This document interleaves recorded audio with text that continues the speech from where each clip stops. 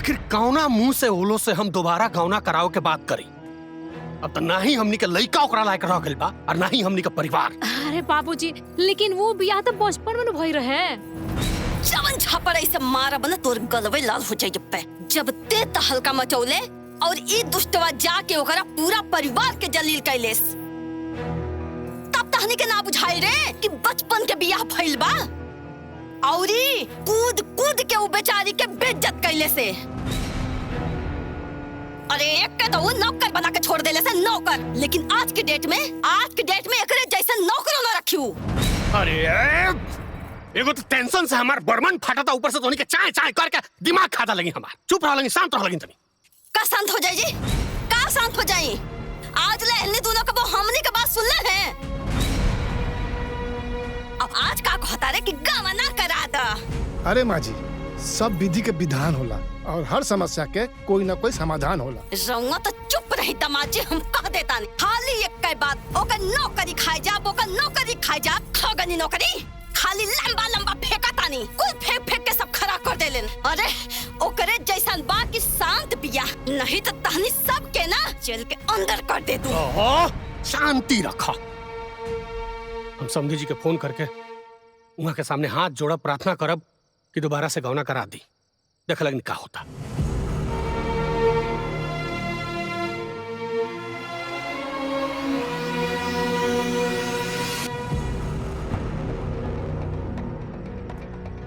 अच्छा, और का कहल फोन पर?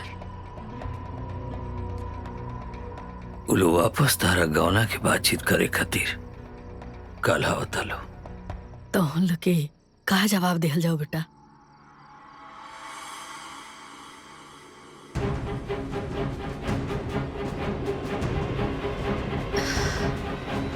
समय पे वो लोग के जवाब मिल जाए। वो लोग चिंता मत करें। अरे लेकिन बिटिया, हे जी, एकरा बात से तो कुछ समझे में नहीं क्या होत कि काकल चाहतिया। अब जौन होई तौन होई, कल आवे दो लोग के।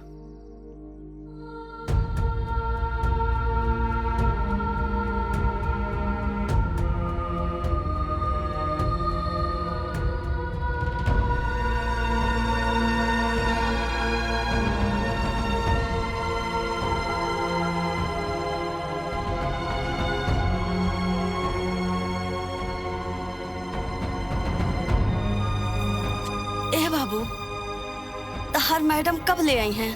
अरे आप लोग एकदम परेशान ना होखी, चाय नाश्ता करी, बस मैडम जी अब तुरंत उतर हुई हैं।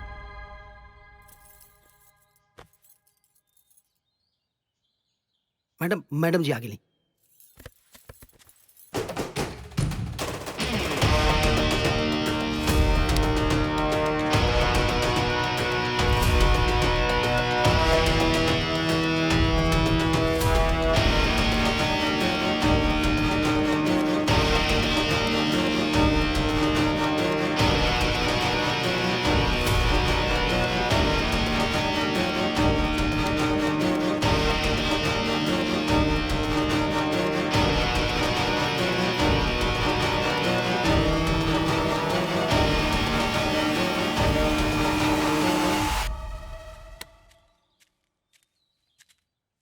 एकर कौनो जरूरत नहीं है, बैठी।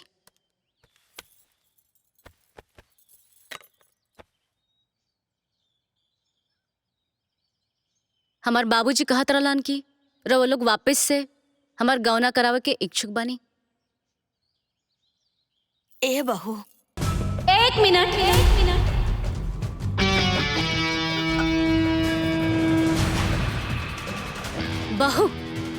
बहू कहे के रवा लोगन के कौनो अधिकार नहीं है। अरे रवा लोग तो एक नंबर के लालची किस्म के इंसान बानी जी। अरे जैसे पता चला कि हम कलेक्टर बन गई नी, रवा लोगन तो एकदम रंगे बदल गए। ओकरा पहले तक हुई खबर भी लेवे के कोशिश ना कैला जा कि सदमा से हम जियत आनी कि मर गई। हमार माई बाबूजी जियता कि शर्म से मर गई।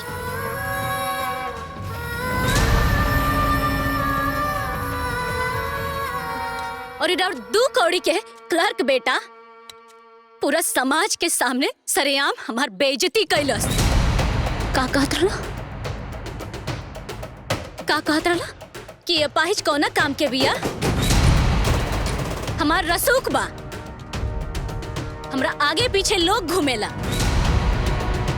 और इधर टुच्ची बेटी और ई फ्रॉडिया दामाद सबे मिल के हमरा माई के सरेआम बेइज्जती कैलस।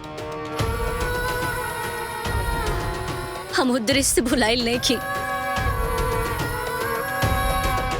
ओ बेरा तो केहू के मुंह से हमदर्दी के 2 शब्द तक ना निकलत रहे। और आज ये अपाहिज लड़की कामयाब हो गई, कलेक्टर बन गई, तो सबके वापस आ गई। राउरी 2 कौड़ी के क्लर्क बेटा के औकात बा कि वो कलेक्टर के अपन पत्नी बना के ले जाए? अरे रउआ लोगन के हिम्मत कैसे भइल यहाँ आवे के?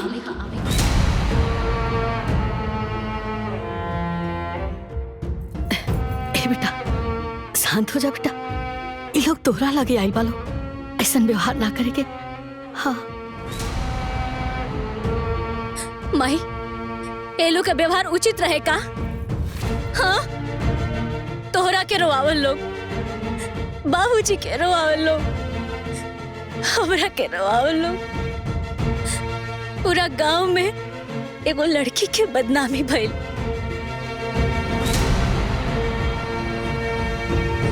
पर गुनाह के कोनो सजा ना होखेला का? वो बदतमीजी के कोनो दंड ना होखेला का?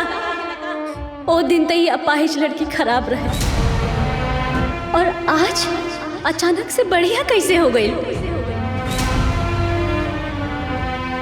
बचपन में हमार शादी भइल रहे, ये आदमी हमरा मांग में सिंदूर डले रहलन। एक पल में वो अग्नि के फेरा, वो 7 वचन, ये सब कैसे भुला गईला? हमरा नफरत हो गइल बा तोहरा लोगिन से, नफरत हो गइल बा तोहरा लोगिन से।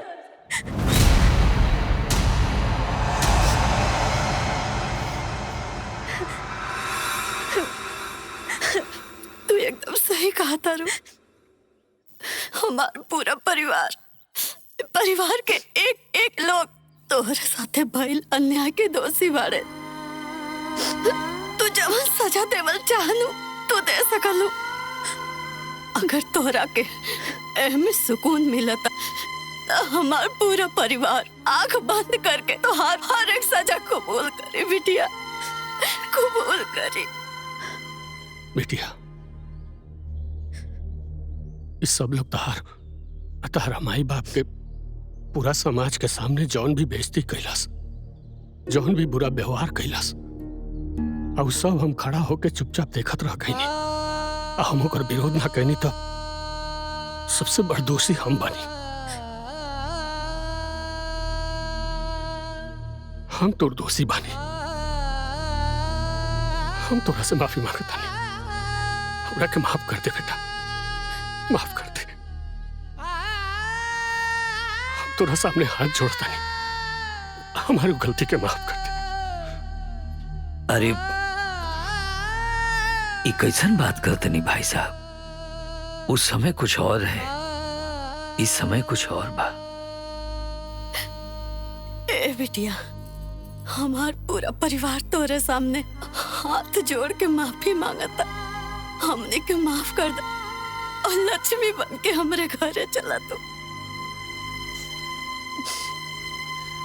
अब मुकुल के शादी भी तो ना न कइल लो, माफ कर दे। और वैसे भी भगवान तोरा के वो लायक बना दिले बाने, तबे तो देख इस सब लोग एजा तोरा से माफी मांगे आइल बालो। माफ कर दे बेटा।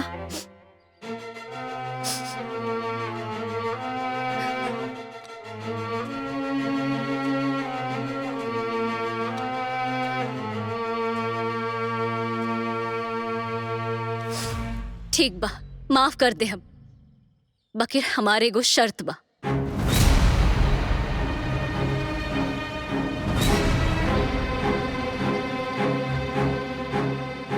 हमनी के हर शर्त मंजूर बा, बोली। जहां और जितना लोग के सामने हमरा माई बाबूजी के बेइज्जती भइल रहे, वहां उतने लोग के सामने सरेआम रहो लोगिन के माफी मांगे के पड़ी। और हमरा के जौना बैसाखी में छोड़नी लोग, वही बैसाखी में अपनावे के पड़ी।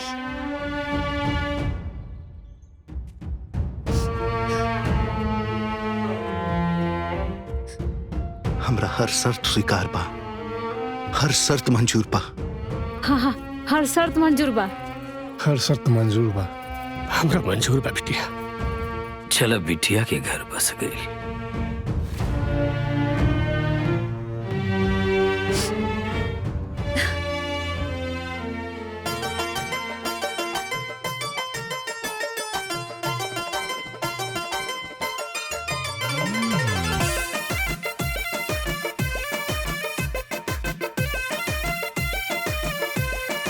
जीजा जी जयमाला पहनाइए ना।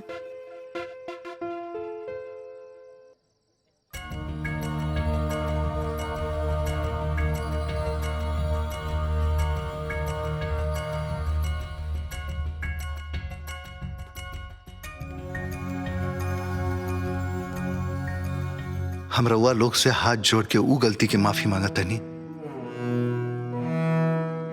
जे गलती हम अपना सास ससुर अब बचपन में विवाहित पत्नी के साथ केले रहनी। हम ओकरा खातिर बहुत शर्मिंदा बानी। हम एहसान माना तानी अपना पत्नी के जे हमरा के अपना लायक समझ ली। हमरा के माफ करती बाबूजी। अरे बेटा, हमरा के माफ करती माँ जी। हो सके तो हमार परिवार वाला के भी माफ करती।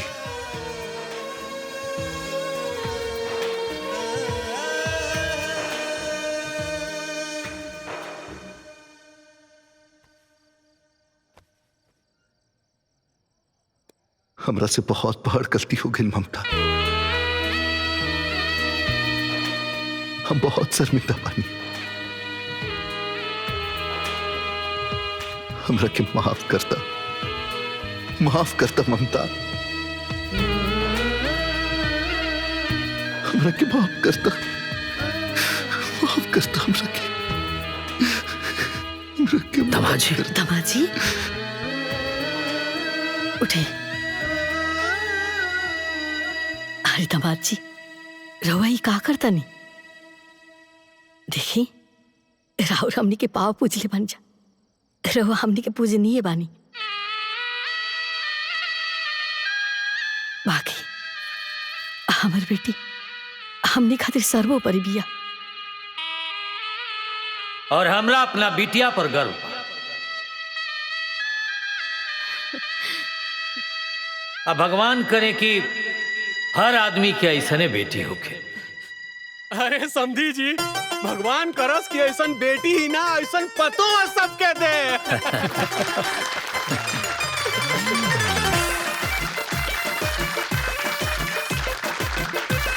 तो नहीं सब अरे आओ लगे बरमला के टाइम हो गया। आओ लगे ए पिए साहब रुआ आई सब लोग आओ। चल उठो।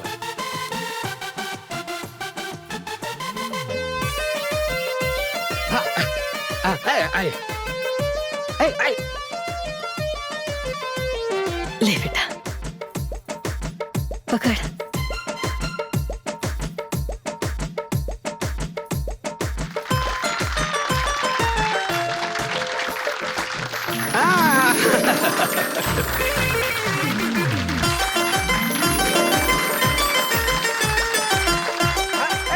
फोटोग्राफर साहब, बढ़िया 5-10 को फोटो खींची। सब लोग लाइन से आ जाओ, पीछे आ जाओ।